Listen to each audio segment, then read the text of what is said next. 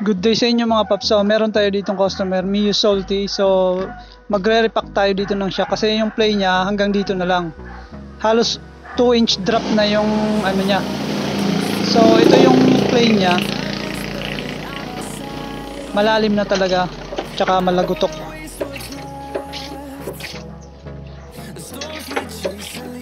So, kailangan na talaga dito ng i-repack, tsaka lagyan ng bagong oil.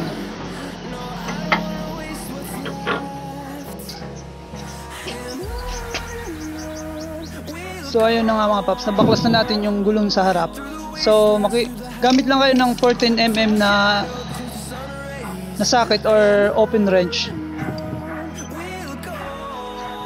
para matanggal natin yung front shock. Tsaka dito sa ilalim, pwede nyo tanggalin dito yung 10mm na nut.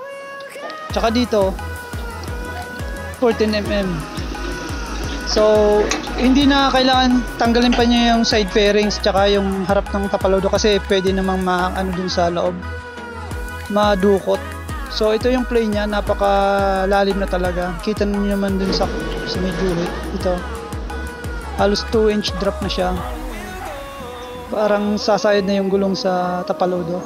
So kailangan na talaga na dito i-repack natin. So ayan, ito yung ginawa ko lang pangtanggal ng pin.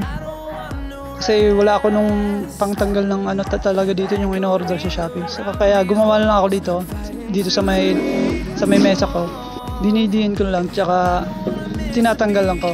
Pag na ko na yun, madali na lang gawin yun, matanggal yung pin. Gamit lang kayo ng So ito yung yung laman. Sobrang dumi na tsaka konti na lang yung laman. Sa paglalagay nito mga paps, so huwag kayong mabaliktad dyan. Yung dikit-dikit na spring, make sure na nasa taas talaga yan, nasa ilalim yung huro hiwalay.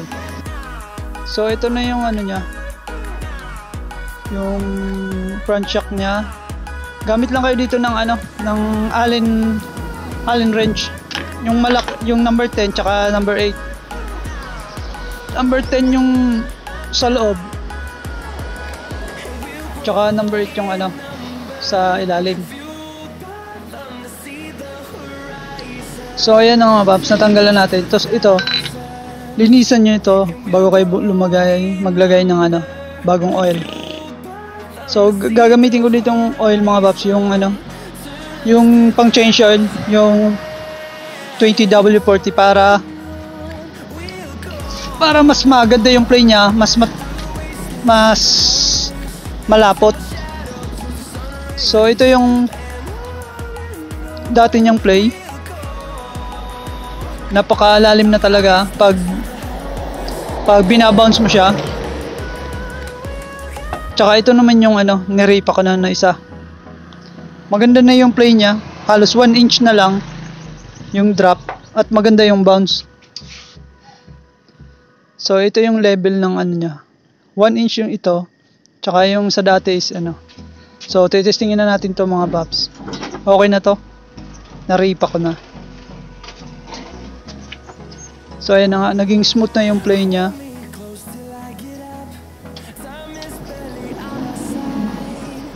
Kaya depende din to sa pagtutono nyo mga paps, kung daily use or pang race.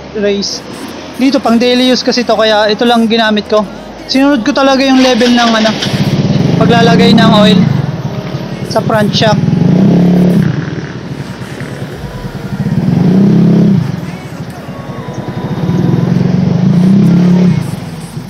So yun, maganda na yung niya.